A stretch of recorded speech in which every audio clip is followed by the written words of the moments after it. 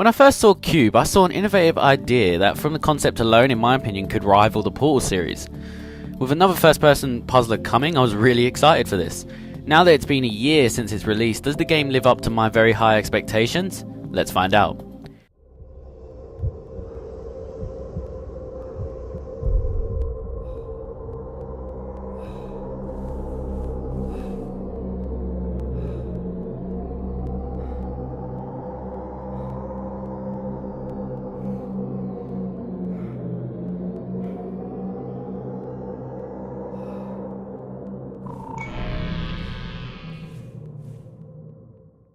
There is actually no existence of a story in Q.U.B.E. You wake up in what looks like a loony asylum and you find that you have a pair of gloves that not only look cool, but can also manipulate certain objects in the environment.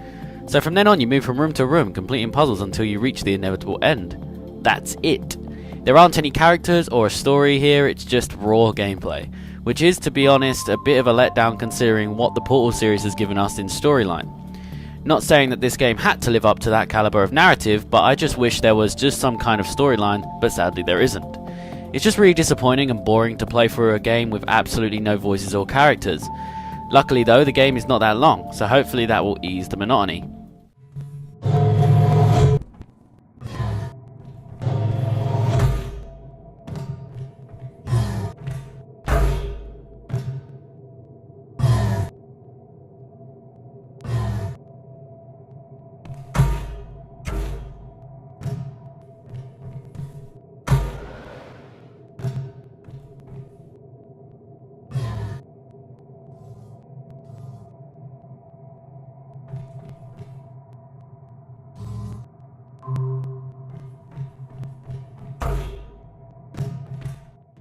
Q.U.B.E boasts some very good looking graphics and is really nicely presented.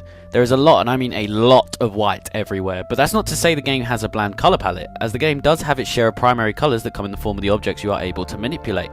In my opinion, Q.U.B.E is what you would get if Mirror's Edge was made on a small budget.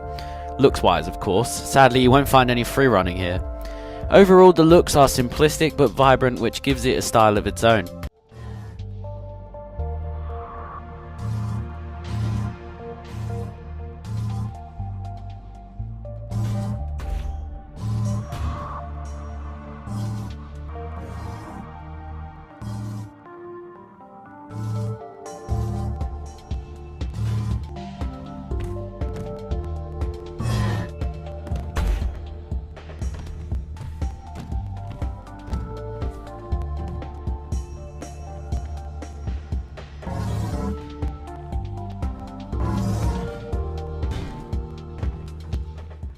The sound in Q.U.B.E is generic and boring.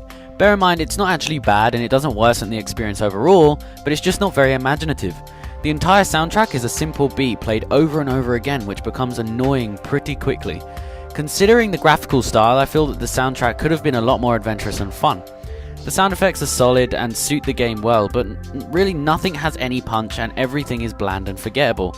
It's just a bit of an average selection of sounds, to be honest. Nothing bad, but nothing great either.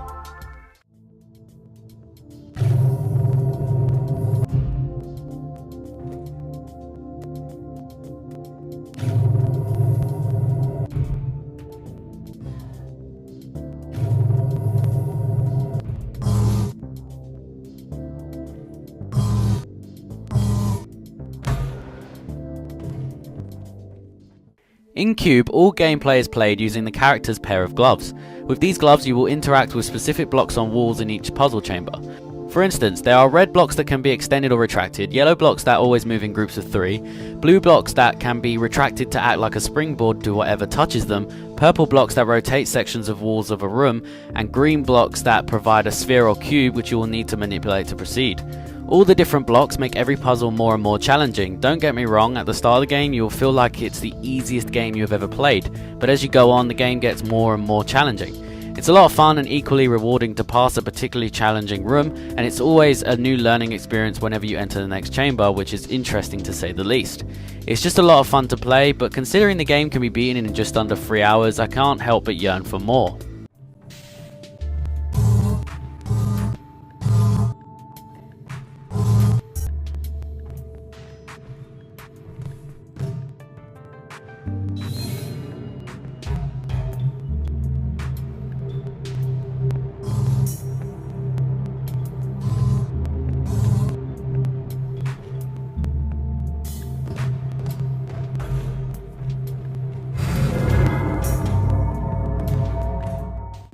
Q.U.B.E is a hard game to rate. I mean, sure, it's a lot of fun to beat levels and play with your funky gloves, but there isn't much else to it. There isn't a narrative or any characters at all, and the sound department is seriously lacking. Not only that, as I said earlier, the game can be beaten in under 3 hours. With all those aspects considered, I'm going to give Q.U.B.E a 6 out of 10. Q.U.B.E shows that a game cannot become successful on concept alone.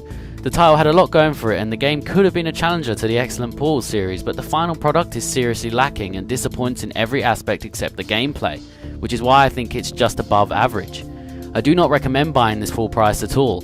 Definitely buy it on the sale and when the price drops, as there simply isn't enough content here to justify the £12 asking price. Hey guys, if you liked the review, then subscribe to the channel and check out the TeamGamersNetwork.com, as we have a ton of gaming goodness waiting for you. Also, if you're interested, I have a Twitter and I post a lot of gaming updates, so be sure to follow me if you love gaming as much as I do. Bye guys.